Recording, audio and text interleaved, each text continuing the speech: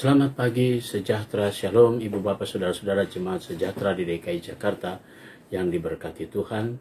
Salam sehat semua.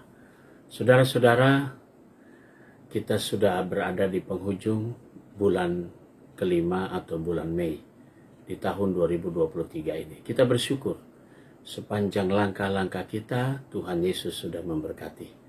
Mari kita menikmati hari ini yang sudah dianugerahkan kepada kita, dan kita dipercayakan untuk mengisinya melalui karya, melalui aktivitas kita. Namun sebelumnya, biarlah kita diperlengkapi dengan firman-Nya. Kita berdoa. Bapa di surga, kami bersyukur atas semua berkat-Mu.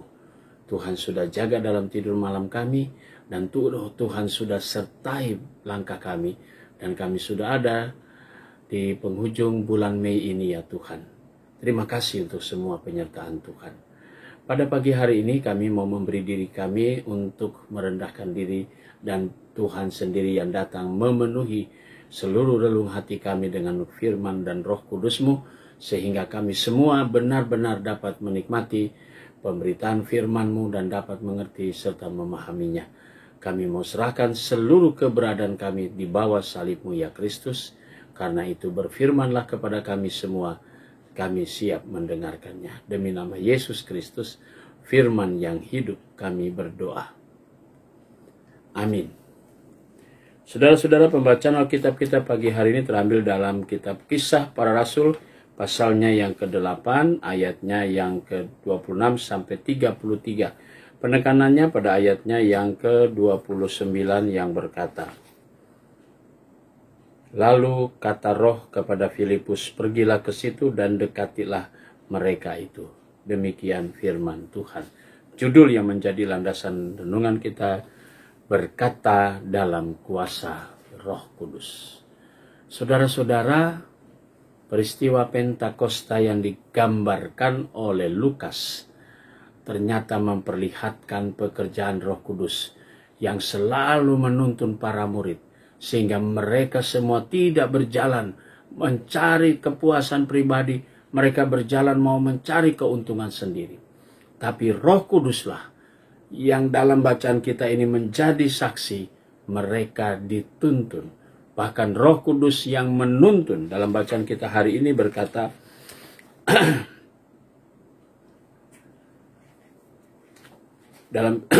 dikatakan tadi bahwa Roh Kudus lalu kemudian menuntun Rasul yang berkata, lalu kata Roh kepada Filipus, pergilah ke situ dan dekatilah mereka itu. Suatu ajakan, suatu gerakan di mana Filipus mengikuti bukan kemauan dirinya, tetapi kemauan Roh Kudus. Nah, saudara-saudara, mari kita bayangkan pengutusan para murid ini, itu dibimbing bukan kemauan mereka mau kemana. Mau mencari zona nyaman, mau mencari kenyamanan dalam melaksanakan tugas, panggilan, pengutusan. Tidak, tapi Roh Kudus yang selalu menuntun mereka. Dengan kuasa itulah mereka pun dapat berkata-kata dalam bahasa-bahasa atau kuasa Roh Kudus. Nah, saudara, mari kita lihat seperti itu. Kadang pilihan Tuhan, kadang penempatan Tuhan, pengutusan Tuhan harus kita lihat dalam kerangka kehendak Tuhan. Filipus dituntun berjalan itu karena Roh Tuhan. Untuk mempertemukan orang-orang yang sudah ditentukan. Untuk mengajarkan mereka. Tentu kita semua dituntun oleh Roh Kudus. Untuk kita juga dipakai Tuhan sebagai saksinya. Dimanapun saudara dan saya ditempatkan. Karena itu percayalah bahwa setiap karya kerja saudara di hari ini, ketika saudara bekerja dan ditempatkan oleh Tuhan, maka disitulah Roh Kudus yang membimbing saudara, supaya ketika orang bertanya, saudaralah yang menjelaskan tentang firman Tuhan. Kita semua yang dipercayakan Tuhan ditempatkan untuk menjadi saksinya.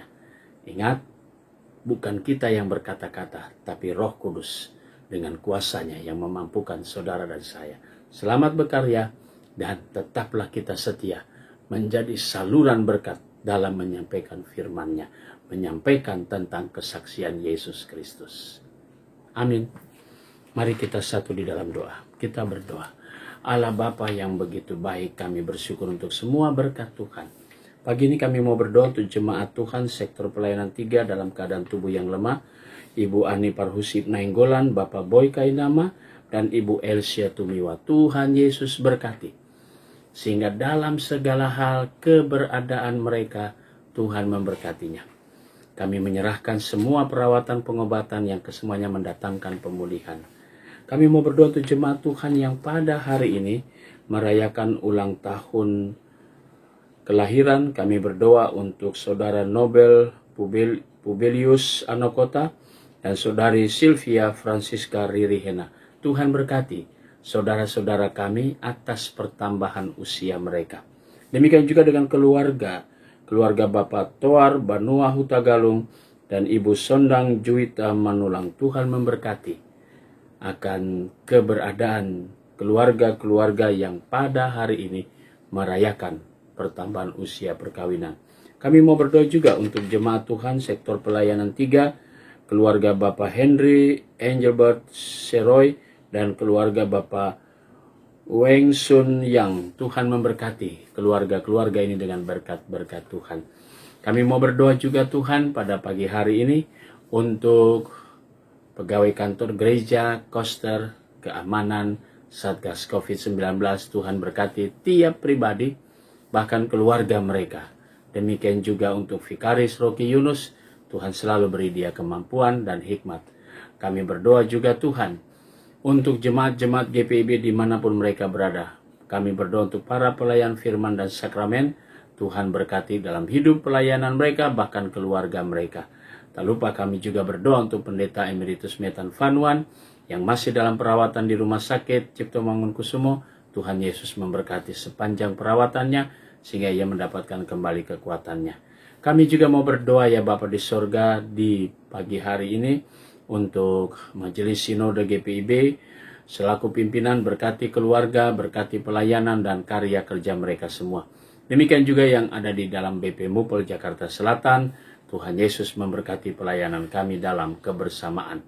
Kami mau serahkan seluruh hidup dan doa syukur kami di dalam nama Tuhan Yesus Kristus, Juru Selamat kami yang hidup. Amin. Selamat pagi, selamat berkarya. Tuhan memberkati saudara.